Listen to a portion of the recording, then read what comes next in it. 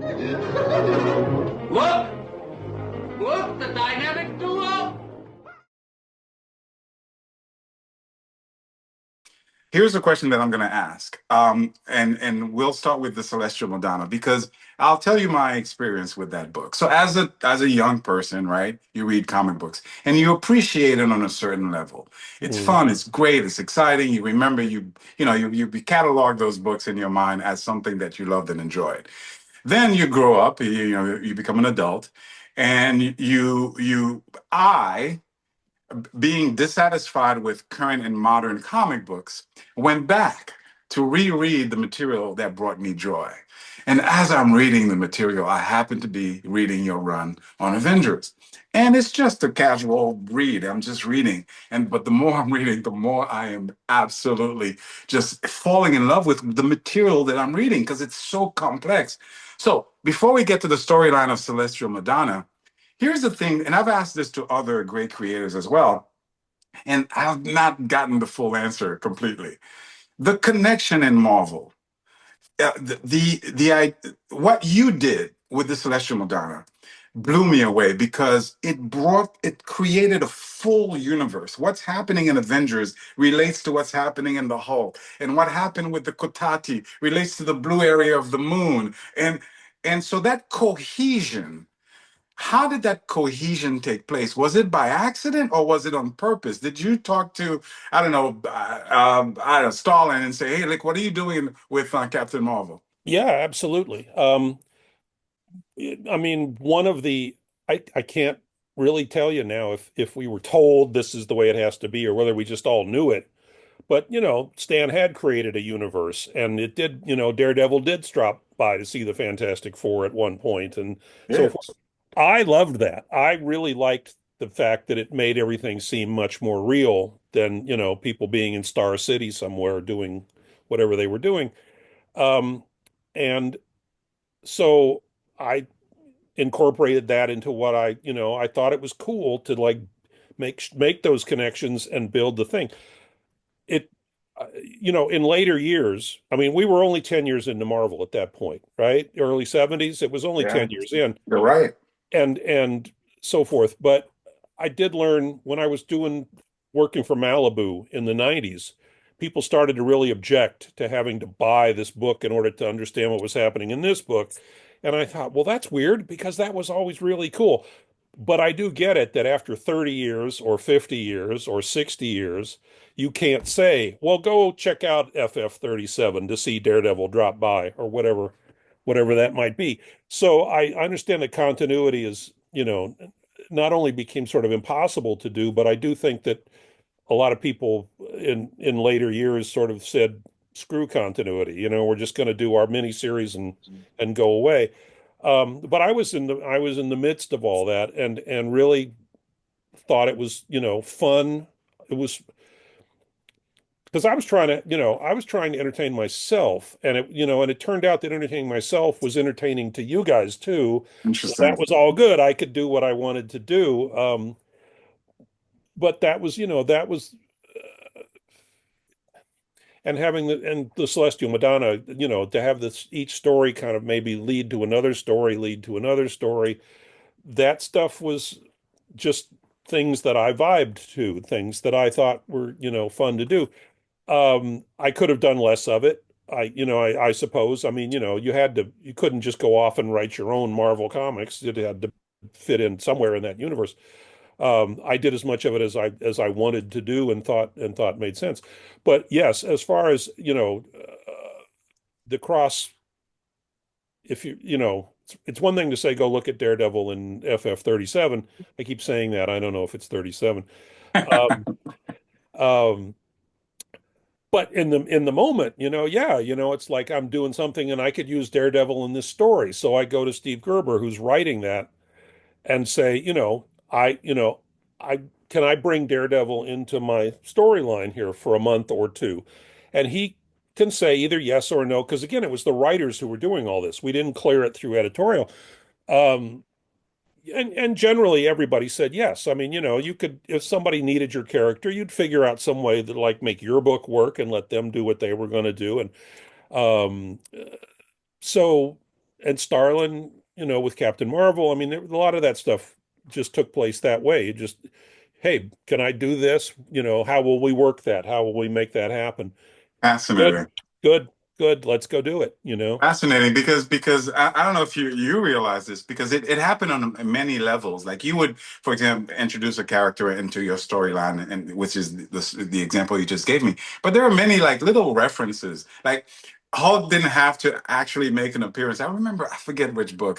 My brain doesn't work the same way. I'm getting old myself. But it's like the Avengers run into there's a disaster area, and what happened is that the Hulk and Ghost Rider had been fighting there, and then the Yeah, story goes on, and I was just yeah, like, and then I referenced the Hulk, and indeed they fought in that bill. So things yeah. like that were fascinating. With respect to along the same thinking, the creation of the origin of and the connection of the origin of the Skrulls, the origin of the Kree Empire, the connection to the blue area of the moon, the connection to the Inhumans, the creation. Kevin, you know as well as I do, like it's unbelievable. I'm sitting there reading the book, and Marvel is literally the universe is coming together, and things are being explained to me. Is that something that had been established, or is that something that you created? What are you at? So what I'm talking about is if you're well, you're the writer. So the origin of the scrolls, Mm, relative to the origin of the Kree. And then you took those two storylines and it connected to the blue area of the moon, yeah, right? yeah, Which influenced the Inhumans on Earth. So all that is interconnected, right? So that yeah. interconnection was it established, or is that something you pieced together and created? Well, I mean, parts of that I pieced together and created. I mean, the Scroll's origin had been established, I believe, and there'd been a Kree Skrull War. Roy had done the Kree Skrull War, right? So later, at the end of my Silver Surfer run, I did this whole Kree Skrull War thing again, and it was more complex, and so forth, because I like complex. I like to, Complex is stuff cool. together. Um, so anything that had been established was there to be used. To play. And then it was still early enough that it was possible to make connections that hadn't been made yet, right? And there was nobody telling us don't do that. So Wow. I liked that and I did that. I love the juxtaposition of having the Kree, which and you have to look at it from my perspective, right? For readers, the Kree were always I mean, I'm sorry, the Skrulls were always the bad guys, right? The monsters, right? And the Kree were whatever. And then you're reading a story and you realize, oh, wait a second, actually that's not the case. The Kree Yeah, were, yeah, that I just yeah, thought that was brilliant. I just thought that yeah. was brilliant. Kevin, I know. So I'm more Marvel centric, and Kevin is more DC centric. And you've done amazing work with Batman and DC. I mean, you've touched so many things. Kevin, do you have any? Please take it away. Absolutely. Mr. Steve, could you please give us a little bit of a history about how Batman ended up in your lap? And for those that don't know, please give us a little bit about how you are connected to the 89 movie. There was an editorial shakeup at Marvel. I was cruising right along, and they changed some things, and I didn't like it, didn't appreciate it. For people who don't know the details, I'm not going to get into the details after 50 years. Oh, But come on. No, no, just but I said, screw this. I'm out of here. I don't. There is a part of me that thinks. I mean, and I say this in all sort of honesty, as stupid as it sounds. I think I write heroes because there's part of me that does feel like, you should do the right thing and you should, this kind of stuff. And I didn't feel that that was the right thing. So I just quit. I just quit Marvel on the spot at that point. I was young, I'll put it that way. But um, but you had already been established. You had already yeah, sort yeah, of yeah, yeah, yeah, yeah. yeah. And my wife had traveled around Europe for a year by herself before we knew each other. And I always thought that was kind of cool. And I thought, well, if I've quit comics, why don't I go travel around Europe with my wife, you know? So we started making arrangements for, how we were going to make that happen. And while that was happening, Jeanette Kahn, who had just been um, appointed publisher at DC, called me up and she said, I would like you to come over and do for the Justice League what you did for the Avengers. Give them personalities, write more complex stories, etc. And that the Justice League is another story. I mean, another anecdote. I really liked doing the Justice League. I had a great time doing the Justice League. But I said, okay, yeah, I can give you 9 months. I can do 9 months here, and then I'm leaving the country. I'm already set up. So I can just come over and do that. But I want to write Batman too, because Batman was always my favorite. I told you, Dick Sprang, right? That's what I got out of the 50s was Dick Sprang. And I said, that's my price. I want to be able to do Batman too. She was desperate. DC had fallen on hard times. I mean, she was not gonna play hardball and that kind of stuff. So it's like, cool. Um, so so I did those books um, for Julie Schwartz, um, who was well known as being a real hands-on editor. And that was another thing I said, it's like I kind of do what I do without editorial oversight. How is Julie going to work with that, Jeanette? And she said, I'll talk to him. And whatever she said, he was a joy to work with. He let me do what I wanted to do. He was there to, you know, be an editor when he needed to be an editor, but he was not trying to micromanage me, which was which is what I wanted, was not to be micromanaged. And so I thought to myself, this is the only time that I'm going to get to write Batman. I don't expect, I mean, I've quit comics. I won't be back. Um, so this is my only Batman. And I just really want to do like the best Batman that I can possibly do. Right. And thought about, I wanted to bring back the pulp atmosphere from the 40s, but I wanted to like explore Bruce Wayne as a person inside the costume, and that meant Silver St. Cloud, as it turned out. Um, so I put together this, what I thought made a really good Batman, and did it. Um,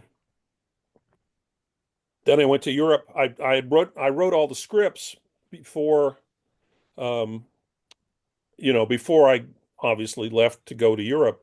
And so I didn't know who was going to draw the book. I mean, it was likely in those days that it was going to be a couple of journeymen.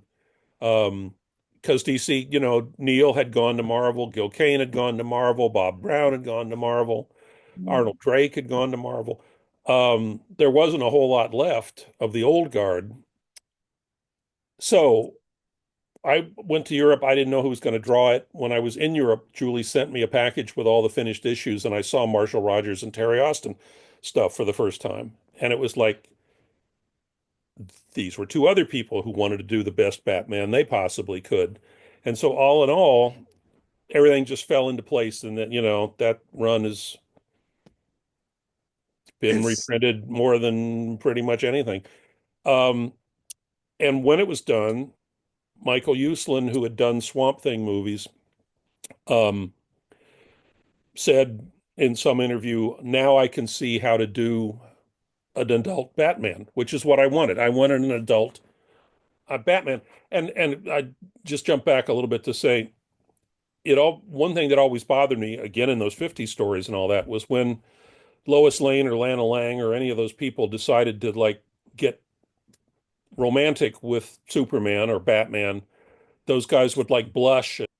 I thought it was stupid that the adult heroes acted like little boys. And so that was one thing I really wanted to do, particularly at DC, because they were the worst at that.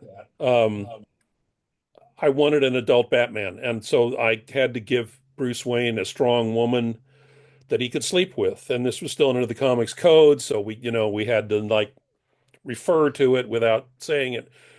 but that's where Silver St. Cloud came from. Anyway, so I did write an adult Batman, I thought.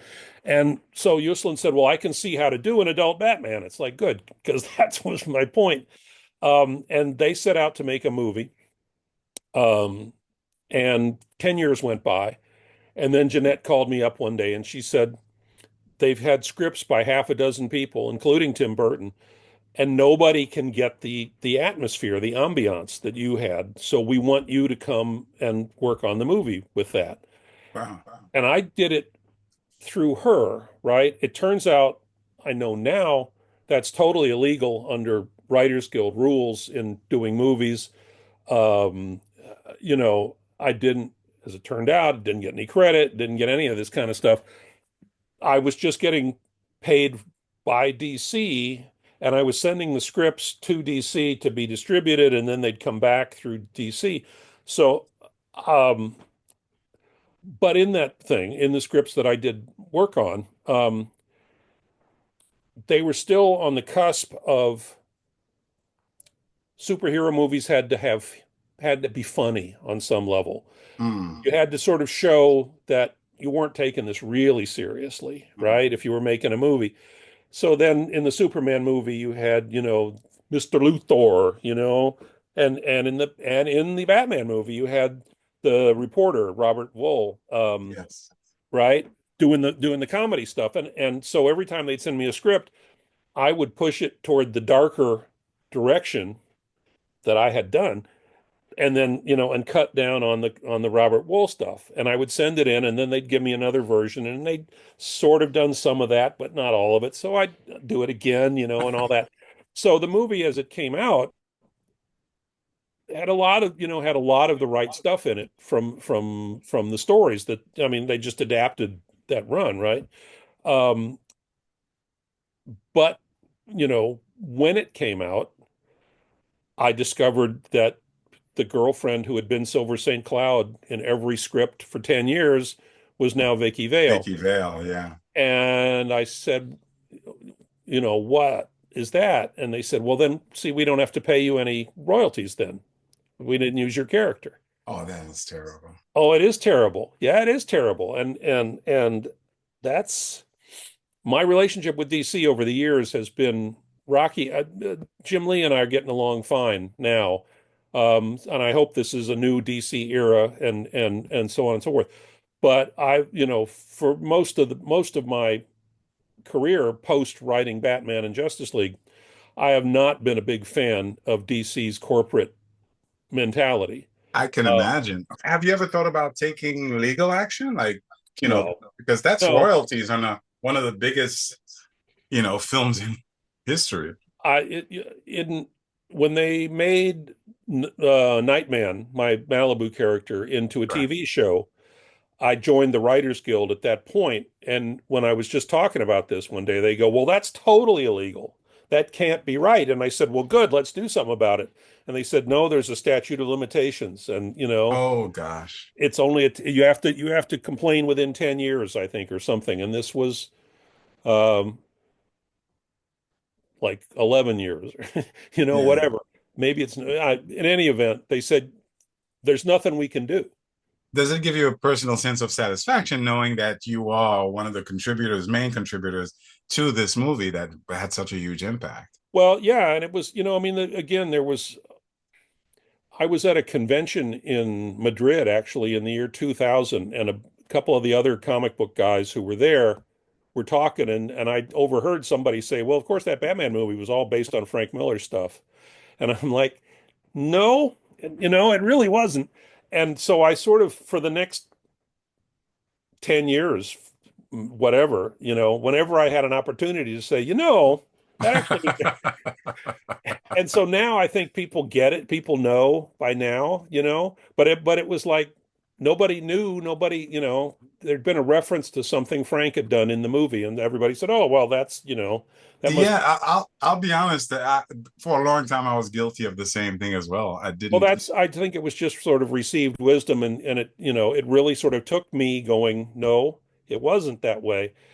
And saying that often enough that eventually people, they got the idea. Because DC wasn't talking about it, you know. I mean, it was just, So, yeah, that's, as I say, not not a fan. You know, I've always said Marvel was a bunch of guys who liked doing comics, who were doing comics. DC was a bunch of guys who were hired to produce content. And Interesting. and they, Even in those days, even in those yeah, yeah, days. yeah. DC was their idea was they were a publishing house and they owned everything, right? So it was all work for hire. So they would just hire people and you could make a living drawing Superman or whatever it might be. And I won't say, I'm not saying that Kurt Swan and Gil Kane and all that didn't care about comics because I knew Gil and I know he did. I never really met Kurt. But the whole mentality was, we're running the plantation here, right? I mean, we own everything. You guys are working for us. If you get whatever we want to give you, whatever. Fascinating. Whereas Marvel was always, I mean, everybody over at Marvel was having a good time doing comics, and that, they felt the two companies felt very different, right? It was very